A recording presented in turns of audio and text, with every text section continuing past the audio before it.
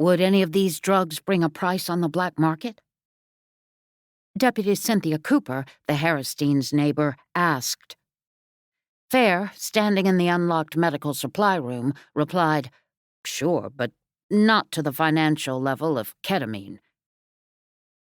ACE, used all the time in barns, can zone you out. Would it do the same to a human? It would, but ketamine caught on.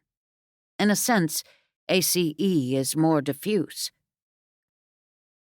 Harry popped her head into the supply room, for she had been going through the tack room at Ben's lay-up stable. Not much there. New blankets. She looked at the rows of carefully rolled bandages, some in plastic wraps. A row of medicines, a low strip of wood facing the shelf so bottles could not easily be knocked over, seemed to be precisely organized. A small section of the large room was used for office supplies, papers, ink cartridges, envelopes. Honey, Coop was curious why these other drugs were not stolen. They can all affect human behavior. She stepped inside while the 2 cats and 2 dogs wandered into the main building from the layup barn, where all had searched for mice. Not a one. The place was too new for mice families. "Why are you asking me?" She looked up at her husband. "Because I'm a vet and I'll get technical. You can explain this in plain English."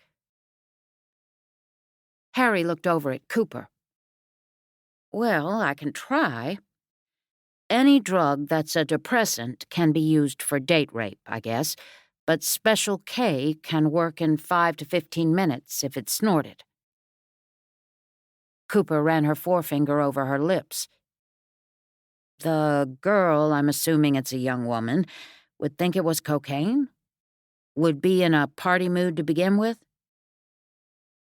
"More or less, if the drug was snorted.